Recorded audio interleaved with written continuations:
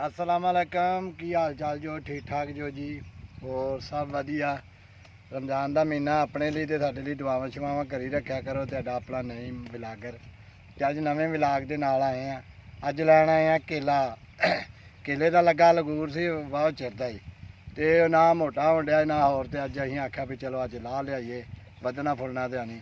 वो लगा केले का लगूर, वो वेखो सामने। वो आप लाना वा, ला के ते केला वड़ देना।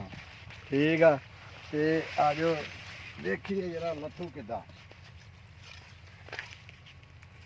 ये उच्चा वा लथना औखा ही है, इनू वढ़ना ही पैना वा। उरा लिया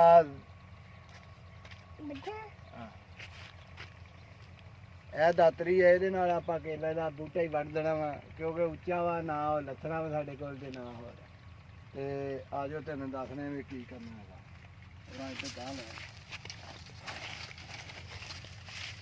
उधरों भी मेरे फ्रेंड चैलेंज जो फोकस होना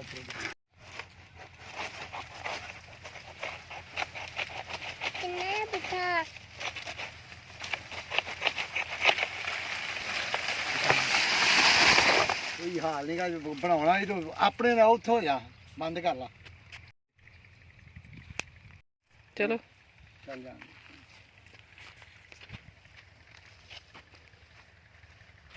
लो जी बूटा लिया वा चुक ते वेखो पानी रिसन दिया वा, वजनी वाह वाह वा, पुराना सी ना।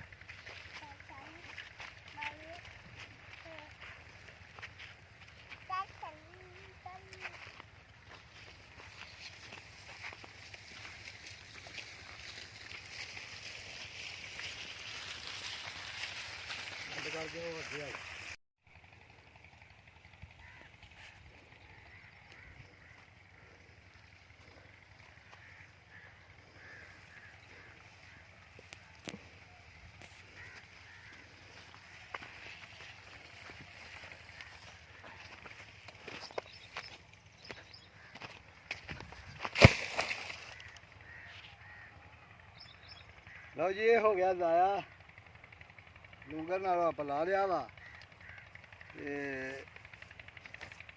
आ जाओ लूंगर चुकने हौली हौली बंद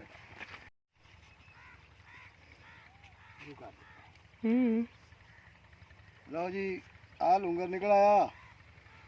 ਇਹਦਾ बूटा छोटा है तो ਹੁਣ ਜਾ ਕੇ ਤੇ ਇਹਨੂੰ ਦਵਾਈ ਸ਼ਵਾਈ ਲਾ ਕੇ ਤੇ ਪੈਲ ਪਾਵਾਂਗੇ ਤਾਂ ਕਿ ਪੱਕੂਗਾ ਤੇ ਫਿਰ ਖਾਵਾਂਗੇ।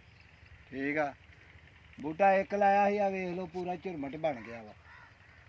ਇੱਦਾਂ ਹੀ ਨਾ ਗਾਹੇ ਬਗਾਹੇ ਲੂੰਗਰ ਲੱਗਦਾ ਰਹਿੰਦਾ, ਪਰ ਉਹ ਆ ਵੀ ਜੋਬਣ ਨਹੀਂ ਪੂਰੇ ਲੱਗਾ ਵੀ ਕੋਈ 4 5 6 ਲੱਗਣ।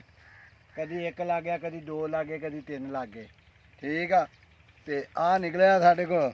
ਇਹਨੂੰ ਹੁਣ ਘਰ ਲੈ ਜਾ ਕੇ ਤੇ ਇਹਦੀ ਪੈਲ ਪਾਵਾਂਗੇ ਤੇ ਫਿਰ ਠੀਕ ਆ ਇਹਨੂੰ ਖਾਵਾਂਗੇ।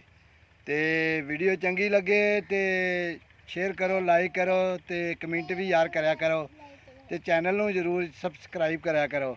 ਹੈਂ ਤੇ ਮੈਨੂੰ ਦਿਓ ਇਜਾਜ਼ਤ, ਦੁਆਵਾਂ 'ਚ ਆਪਣੀ ਯਾਦ ਰੱਖੋ। ਅੱਲਾ ਹਾਫਿਜ਼।